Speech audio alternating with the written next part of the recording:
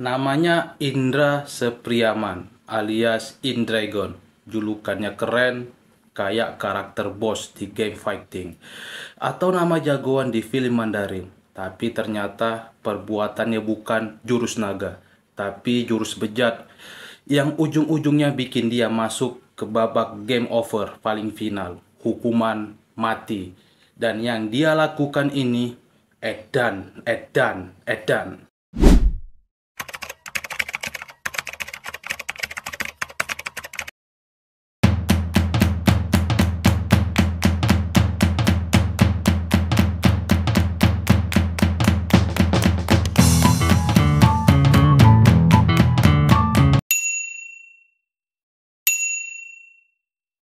Saudara, Majelis Hakim Pengadilan Negeri Pariaman, Sumatera Barat, Selasa kemarin menjatuhkan vonis hukuman mati terhadap terdakwa Indra Septiarman. Terdakwa pembunuh gadis penjual gorengan yang sempat heboh di Padang Pariaman, Sumatera Barat ini pada September 2024 tahun lalu. Halo semua, balik lagi di channel yang ngebahas berita sambil santai. Humornya dapat, tapi rasa hormat untuk korban tetap nomor satu.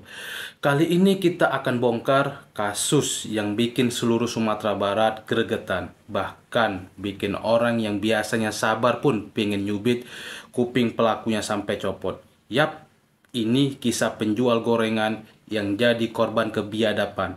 Dan pelakunya dijuluki Indragon. Tapi percayalah, ini bukan cerita ninja atau pendekar, ini cerita edan. Indra Septiarman terbukti melakukan pembunuhan berencana terhadap korban. Vonis ini sesuai dengan tuntutan jaksa karena Indra secara keji memperkosa serta membunuh gadis penjual gorengan. Tanggal 6 September 2024, NKS gadis 18 tahun penjual gorengan keliling kampung di Padang Pariaman. Rutinitas sederhana, bangun pagi, goreng tahu, tempe, bakwan, siapi sambal kacang, terus keliling bawa dagangan. Biasanya pelanggan paling ribut cuma gara-gara rebutan bakwan terakhir. Tapi hari itu dia ketemu orang yang pikirannya udah keluar dari jalur kemanusiaan. Orang ini nggak lihat NKS sebagai manusia, tapi sebagai target. Dan inilah awal dari kisah yang bikin semua bilang edan. Pada terdakwa oleh karena itu dengan pidana mati.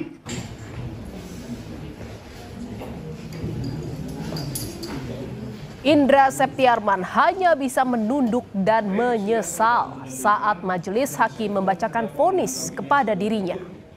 Tak banyak kata-kata yang keluar dari mulut Indra setelah ia divonis mati.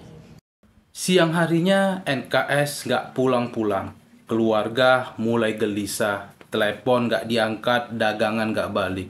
Warga pun diajak nyari. Tapi setelah keliling kampung dari ujung lapangan bola sampai ke pinggir sungai, nggak ada tanda-tanda. Bukan kayak bocah kecil yang ketiduran di rumah tetangga. Ini benar-benar hilang tanpa jejak. Edan, dan makin edan lagi, warga nggak tahu bahwa tragedi udah terjadi. Saudara, vonis hukuman mati kepada Indra Septiarman ini cukup melegakan orang tua korban. Vonis ini seolah menjadi penawar luka bagi keluarga yang ditinggalkan secara tragis. 2 hari kemudian, Minggu pagi, warga nemu tanah gundukan di area sepi. Awalnya dikira bekas gali sumur gagal atau lubang tanam pohon, tapi baunya aneh.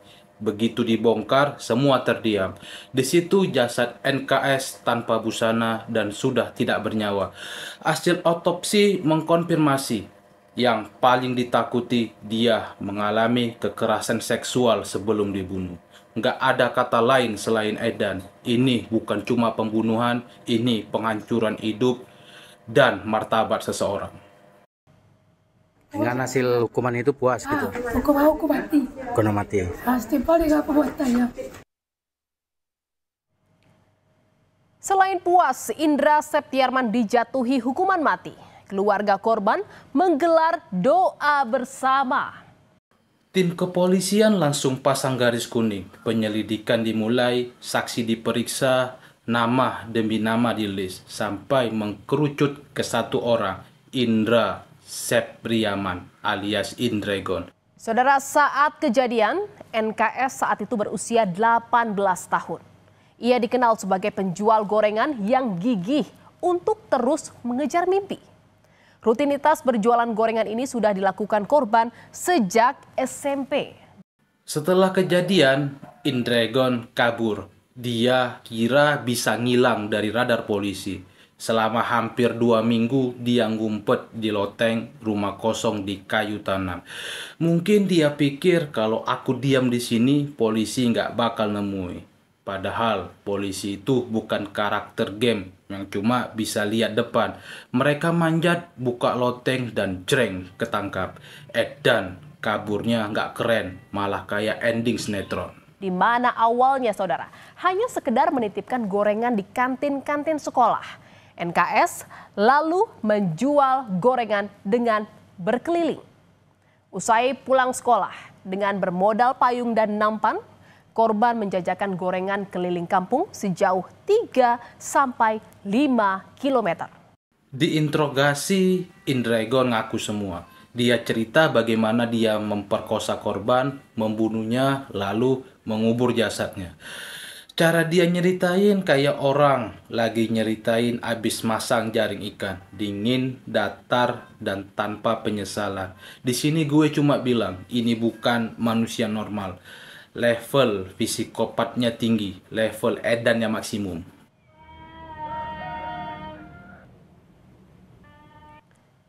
Sebelum ditemukan tewas terkubur pada Jumat 6 September 2024, seperti biasa, korban berjualan gorengan keliling kampung. Kasus masuk persidangan, jaksa tegas hukuman mati. Hakim lihat bukti, dengar saksi, timbang semua fakta, dan memutuskan Indra Sepriaman alias Indragon dijatuhi hukuman mati. Pasal 340 KUHP pembunuhan berencana. Vonisnya ini disambut lega sama warga. Kadang edan harus dibalas dengan hukuman tegas. Pada pukul 16.